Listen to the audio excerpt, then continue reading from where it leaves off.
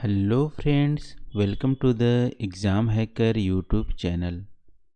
दोस्तों, जैसा कि हम लोग यूपीपीएससी 2020 के ज्योग्राफी मेंस के जो क्वेश्चंस हैं उसको हम लोग डिस्कस कर रहे हैं।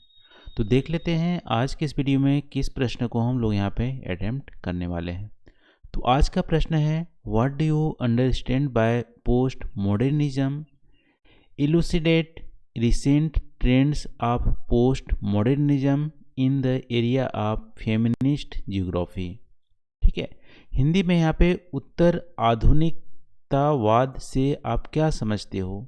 नारीवाद भूगोल के क्षेत्र में उत्तर आधुनिकतावाद की हाल की प्रवृत्तियों की विवेचना कीजिए। ठीक है, तो इस क्वेश्चन में आपसे सबसे पहले पार्ट में क्या पूछ रहा है, उत्तर आधुनिकतावाद से आप क्या समझते हो, पोस्ट मॉडर्निज्म क्या है, और पोस्ट मॉडर्निज्म में ही आपको जो फेमिनिस्ट ज्योग्राफी है उसके रिसेंट ट्रेंड को आपको दूसरे पार्ट के क्वेश्चंस में आपको आंसर करना है। ठीक है, तो दोस्तों आप देखोगे तो ज्योग्राफी को जनरली बहुत सारे कैटेगरीज में, बहुत सारे पर्सपेक्टिव में डिवाइड किए गए हैं।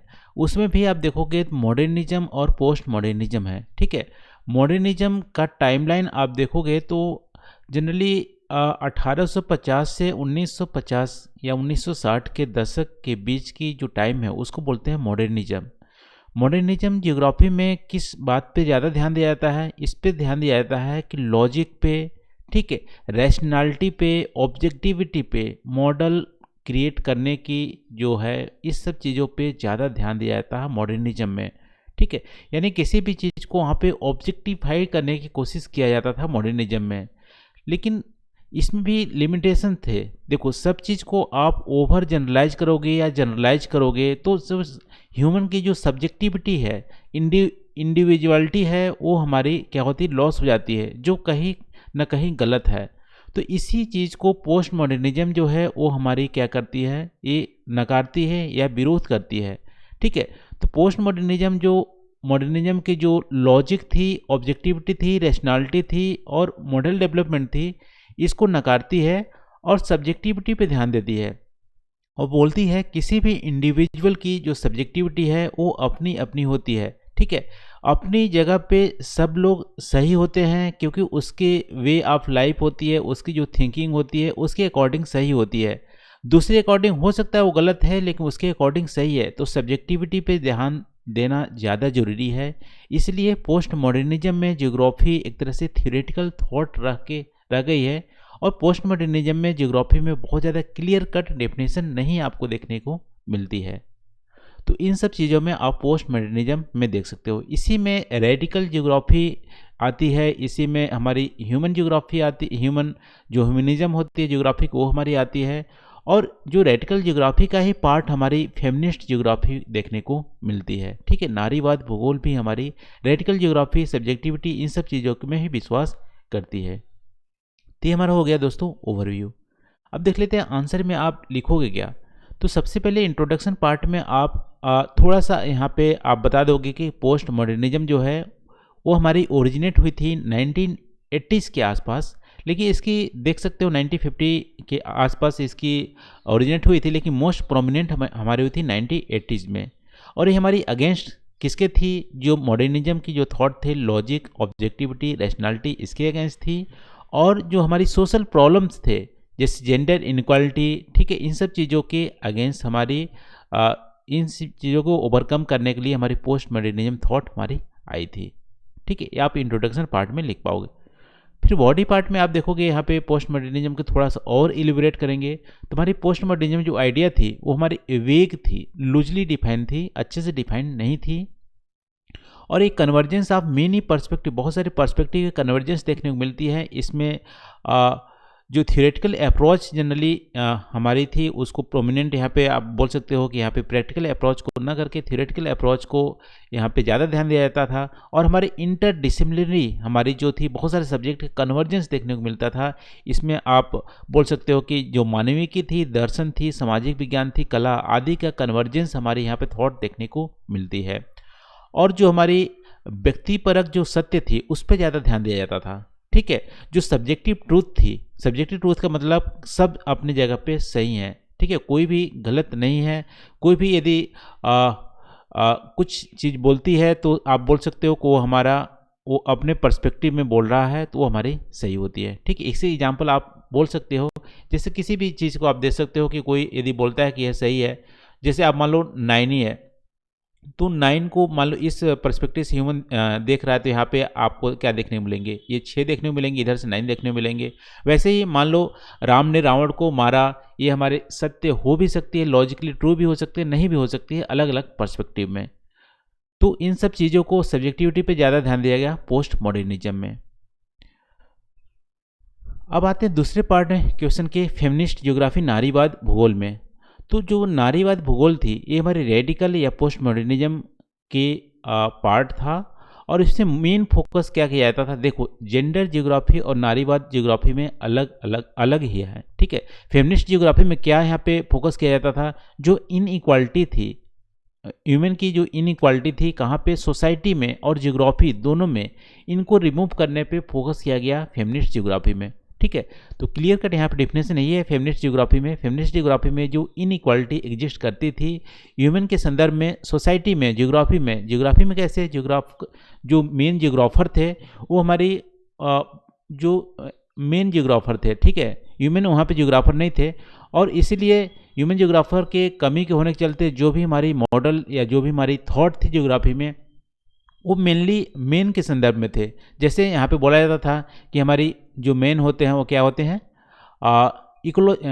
इकोनॉमिक पर्सन होते हैं, ठीक है। इकोनॉमिक पर्सन मतलब ह्यूमन को शामिल नहीं किया गया, मेन को शामिल किया गया, और ये हमारे इकोनॉमिक पर्सन होते हैं और अपने तरीके से डिसीजन लेते हैं। अब देखो, हो सकता है कि ह्यूमन हो, औरत लेडीज हो, तो वहाँ पे उसकी इकोनॉमिक जो पर्सपेक्टिव हैं वो अलग हो सकते हैं। जैसे मान लो कि उसको जॉब के लिए ऑफ़र दिया जाए या बच्चे की पालन करने के लिए ऑफ़र दिया है, तो हो सकता है ह्यूमन जो है वो अपने बच्चे के टेक केयर के लिए ज़्यादा वहाँ पे उसमें एक तरह झुकाव होगा। लेकिन यहाँ पे मेन को दिया जाए तो हो सकता है वो हमारा क्या जॉब पे ज़्यादा झुकाव होगा। तो इस तरह से जो ज्योग्राफी में भी जो जनरली जो पर्सपेक्टिव थे वो मेन पे ज़्यादा यहाँ पे संदर्भित थे, क्योंकि ज्योग्राफर ज़्यादा क्या होते थे, मेन होते थे, ठीक है। तो इस तरह से यहाँ पे जो फीमेल की ज्योग्राफी के जो डिसिप्लिन थे उसमें भी कमी देखने को मिली, और सोसाइटी में भी इनको डिस्क्रिमिनेशन किया जाता है, इनइक्वालिटी देखने को मिली। इसी के संदर्भ में यहाँ पे फेमिनिस्ट ज्योग्राफी में फोकस किया गया, ठीक है। तो ये हमारी क्या करता था, एडवोकेसी था ह्यूमन राइट का, जो जेंडर इक्वालिटी के बेस हो, और जो हमारी रेशियल जो हमारे रिमार्क्स थे, एथनिक जेंडर थे, इसके डिस्क्रिमिनेशन को सभी फॉर्म में इसके अगेंस्ट था फेमिनिस्ट ज्योग्राफी। लेकिन इस क्वेश्चन में आपसे क्या पूछा है कि रिसेंट ट्रेंड्स पूछा है फेमिनिस्ट ज्योग्राफी में। तो जनरली 3 वेव देखने को लिए फेमिनिस्ट ज्योग्राफी में। सबसे फर्स्ट वेव आपको स्टार्टिंग में 1980s के आसपास देखने को मिली। इस फर्स्ट वेव में जो हमारे लिबरल फेमिनिज्म थे, इसको ज़्यादा यहाँ पे प्रोमिनेंट देखने को मिला लिबरल फेमिनिज्म में। लिबरल फेमिनिज्म क्या एम्फेसाइज करता है कि removal of all barrier that subject women to men, ठीक है। यानी कि सब ऑर्डिनेट जो वुमेन की होती है मेन के संदर्भ में, उस जो बैरियर है उसको रिमूव करने की बात की लिबरल फेमिनिज्म में, ठीक है। तो ये हमारी ऐसा नहीं है कि लिबरल जो फेमिनिज्म थे सिर्फ ज्योग्राफी में बेगिन हुई। सबसे पहले अदर जो हमारी सब्जेक्ट थे, जैसे हमारे ह्यूमैनिटीज़ थे, सोशियोलॉजी थे, इसमें बेगिन हुई। बाद में ज्योग्राफिकल संदर्भ में, पर्सपेक्टिव में इस फेमिनिस्ट ज्योग्राफी को देखा गया, और जो ज्योग्राफिकल एस्पेक्ट के साथ साथ सोशल, पॉलिटिकल, इकोनॉमिक एस्पेक्ट को भी डिस्कस किया गया, कैसे ह्यूमन को एम्पावर किया जाए और जो बैरियर्स हैं जो सबऑर्डिनेट करते हैं मेन से, उसको दूर किया जाए। तो ये हमारी फर्स्ट वेव ऑफ फेमिनिज्म में देखने मिली। ये जनरली यूके में स्टार्ट हुई थी 1970s 1980s के संदर्भ टाइम लाइन पे, ठीक है। और दूसरे वेव ऑफ फेमिनिज्म में आप देखोगे तो यहाँ पे जो मार्क्सिस्ट और रेडिकल जो फेमिनिज्म थे ये हमारी बेगिन हुई। इसमें थोड़ा सा और रेडिकलाइज किया गया, और ये बोला गया कि जो हमारी जो फीमेल हैं जो घर में काम करते हैं उनको भी इक्वल वेज दिया जाए, ठीक है। घर में काम करने के बदले में उनको भी तनख्वाह दी जाए। ऐसे यहाँ पे रेडिकलाइज किया गया, और यहाँ पे मार्क्सिस्ट जो आइडियोलॉजी है उसको यहाँ पे ज़्यादा प्रोपोगेट किया गया। ठीक है, यहाँ पे मेजर वर्क आप देख सकते हो, जियोग्राफी एंड जेंडर, ये इंट्रोडक्शन टू फेमिनिस्ट जियोग्राफी, ये हमारी ब्रिटिश जियोग्राफिकल जो इंस्टीट्यूट थी 1984 में ये पब्लिश की गई थी, और सीरीज ऑफ सेशन बहुत सारे ऑर्गेनाइज किए गए थे फेमिनिस्ट जियोग्राफी के संदर्भ में। तो ये हमारी मेजर काम हो गई, ये सेकेंड वेव ऑफ फेमिनिज्म आप बोल सकते हो। फिर थर्ड वेव ऑफ फेमिनिज्म आप बोल सकते हो, यहाँ पे इसमें जो इकोलॉजिकल फेमिनिज्म की बात की गई, इको फेमिनिज्म पे ज़्यादा फोकस किया गया। ठीक है, इको फेमिनिज्म में ह्यूमन इन्वायरमेंट की रिलेशनशिप जो हमारी एक्सप्लेन करते थी, उसमें ह्यूमन का भी रोल यहाँ पे प्ले किया गया। और इको फेमिनिज्म के मेन आप देखोगे यहाँ पे वेरेन ने ज़्यादा ही डिफाइन किया है इको फेमिनिज्म क्या होती है, इकोलॉजिकल फेमिनिज्म क्या होती है। इसमें बोला गया है कि जो ह्यूमन है वो क्लोजर टू नेचर है, और जो मेन है वो क्लोजर टू कल्चर है। ठीक है, आप बात को ध्यान रखना, इको फेमिनिज्म में यहाँ पे थर्ड वे में क्या दिया गया, ह्यूमन जो है क्लोजर टू नेचर है और ह्यूमन जो है क्लोजर टू कल्चर है, और कल्चर हमेशा ही नेचर को क्या करती है, यहाँ पे सप्रेस करती है। ठीक है, तो यहाँ पे ठीक है, यहाँ पे गलत हो गया है, यहाँ पे नेचर और ह्यूमन दोनों ही क्रिएटर ऑफ लाइफ है, और क्रिएटर ऑफ लाइफ है। जैसे नेचर को सप्रेस किया जाता है, एक्सप्लॉइट किया जाता है, वैसे ही ह्यूमन को भी फैमिली के द्वारा या सोसाइटी के द्वारा एक्सप्लॉइट किया जाता है। तो यहाँ पे strong link between operation of human and exploitation of nature, दोनों को यहाँ पे स्ट्रॉन्ग लिंक दिया गया। ठीक है, तो इको फेमिनिज्म थर्ड वेव में आया, उसमें क्या दिया गया कि जो ह्यूमन है और नेचर है दोनों ही स्ट्रांगली लिंक्ड है। क्यों? क्योंकि ह्यूमन को भी एक्सप्लॉइट किया जाता है, किसके द्वारा, फैमिली मेंबर द्वारा या मेन के द्वारा। नेचर को भी एक्सप्लॉइट किया जाता है, किसके द्वारा, कल्चर या हमारी सोसाइटी के द्वारा। ठीक है, और ह्यूमन हमारी क्लोज टू नेचर है और मेन जो हमारी क्लोज टू कल्चर है। ये हमारी थर्ड वेव ऑफ फेमिनिज्म में आया, यानी कि सस्टेनेबिलिटी पे ज़्यादा यहाँ पे फोकस किया गया। तो ये हमारी रिसेंट ट्रेंड्स हैं फेमिनिज्म में। तो इतना ही में हमारा आई थिंक क्वेश्चन का जो आंसर है वो हमारे कंप्लीट हो जाता है। लेकिन कुछ हमारे जो फेमस जो हमारे फेमिनिस्ट जियोग्राफर हैं उसके जो